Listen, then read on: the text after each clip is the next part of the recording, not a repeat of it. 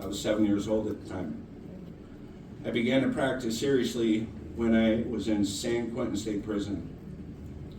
I struggled from quite a young age from addiction, and eventually my irresponsible actions and lifestyle ended me up there. I remember looking at this huge building that looked almost medieval and thinking to myself, how did I end up here? Being scared and having lots of anxiety, I figured this was a very important time to start to chant.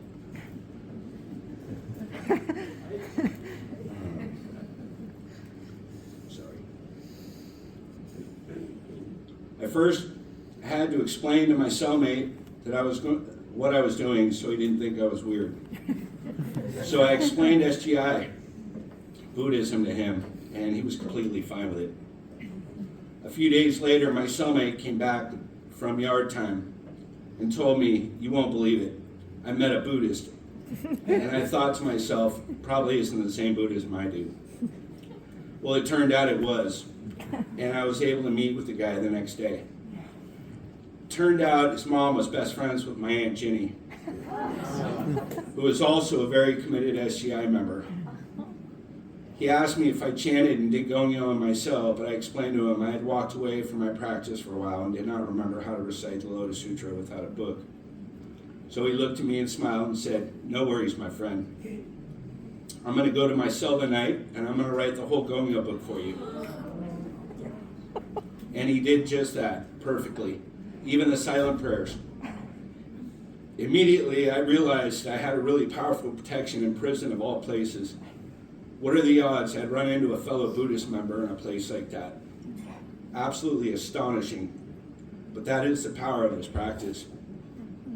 My time came to get transferred, and I was sent to Pelican Bay State Prison. My mom reached out to some men's division members that I knew from the past, and they sent me a copy of the Gongyo book and World Tribunes. As I would read them every day, my perspective started to change. I realized this is a golden opportunity to really get my life together. I was released in September of 2009 and completed my parole after 13 months.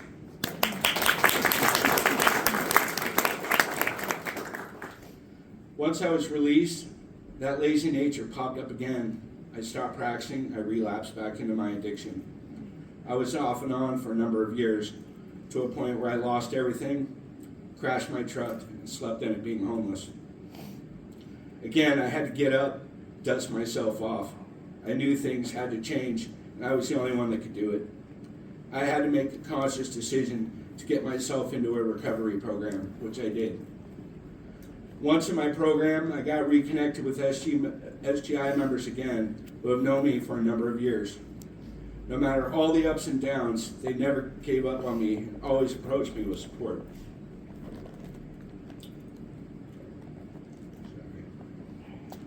I completed my recovery program.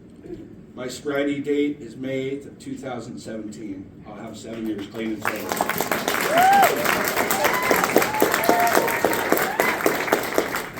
I knew I had to be determined to start doing Gongyo every day and was not perfect at it. Slowly, my life began to improve. I would challenge myself to make SGI meetings, stay connected. At the beginning, it was a challenge. I had a lot of wreckage to repair with my mom, my girlfriend, and my son.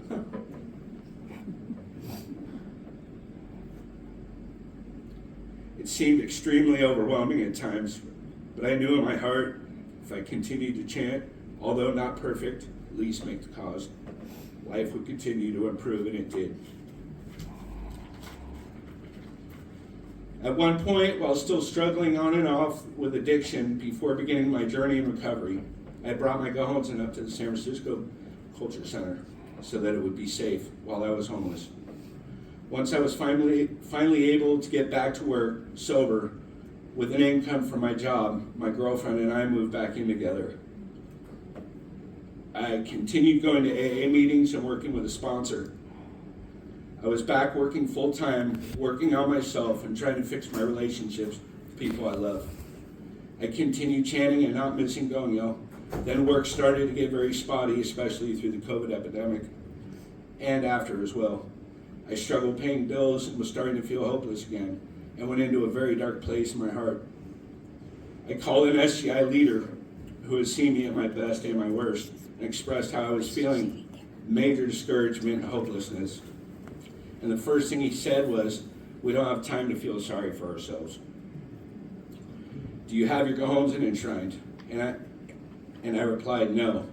He expressed to me and suggested I commit my day to getting my go-homes from the culture center, set my altar up, and start to chant my butt off. I knew in my heart I needed to get my go-homes and enshrined. That's where I would find the solution. That's where I would make the change and break through my obstacles. So I began to chant an hour a day without fail, and chanted about what I wanted to do for a career for the rest of my life, where I would find stability and not have to stress about making sure my bills are paid. So I began to chant and look for a new career. I began to look for a painting job. My goal was to find a public works job that would give good benefits, decent pay, and full-time employment. I sent my resume to South San Francisco Department of Public Works. They asked for a signature to do a background check. I was upfront with them and told them there would be things they would find, that I was not that person anymore. I took the exam, passed with a 98%. I chanted every day without fail, waiting to hear back, hoping that I would get the job for my high test score. I finally checked in to see what the results were, and they said they had already sent me a letter saying that they were unable to hire me due to my criminal background check. I was devastated, but I knew in my heart I had to keep chanting and not give up. A friend of mine told me about a job at a nonprofit in San Francisco Tenderloin, and I thought to myself, don't be picky. Take the job that's in front of you and give it a shot. So I got hired. It was not my ideal job, especially being in recovery and being in that atmosphere. But I had to do what I had to do, and I continued looking for a better job. I continued chanting and job searching on my lunch breaks and when I got home, and reaching out to people as well. I reached out to a friend who helped connect me with someone who worked for the Daly City Department of Public Works. I continued to chant about it. Another opportunity to see the proof of this practice came a few weeks later. I was given a green light to go to the Daly City office and get my medical evaluation. The person of contact, who goes by the name of Josh, said it would be a temporary job. Nothing was guaranteed for permanent employment. It would depend on several things like working hard, having a good attitude, and showing up on time. As a result of this practice, I knew I could accomplish those no problem. I was up front with him about my past record, and he said to me not to worry, we'll get through that part, leave that part to me. I was so excited and had a feeling inside of finally I'm breaking through my karma. I received a phone call a couple weeks later that I had been accepted for the job and was given a start date. About 10 days before I was supposed to start that job, I got called out of the blue for a different job working as a federal employee for the Department of Veteran Affairs in San Francisco. I had completely forgotten that I had applied for this job. I was shocked. This was my dream job. I figured with a federal background check, I might not have a chance, but what the hell, I'm going to show up for the interview and be fully honest, not thinking I would have a chance. I was completely honest in the interview about my past, the fact that I was in recovery now, how much my life changed through this practice, and trying to be the best version of myself. As I was telling my story to a 4-person panel, I saw their jaws drop.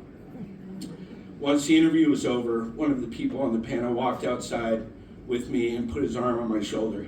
He said, "You're my guy."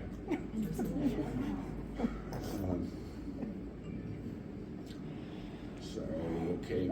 He whispered to me, "Keep this between us. When I had gotten out of the Navy, I ended up in federal prison. Me and you have a lot of similarities." I was completely floored.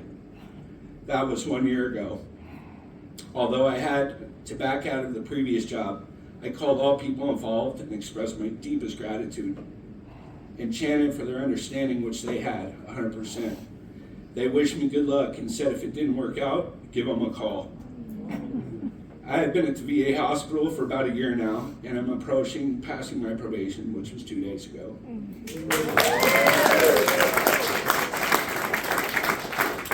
I recently moved I have recently moved out and have my own apartment for the first time in my life. The relationship I have with my loved ones is better than it's ever been, and I continue to chant Dugonyo. I know if that stops, things start to go sideways. One last thing.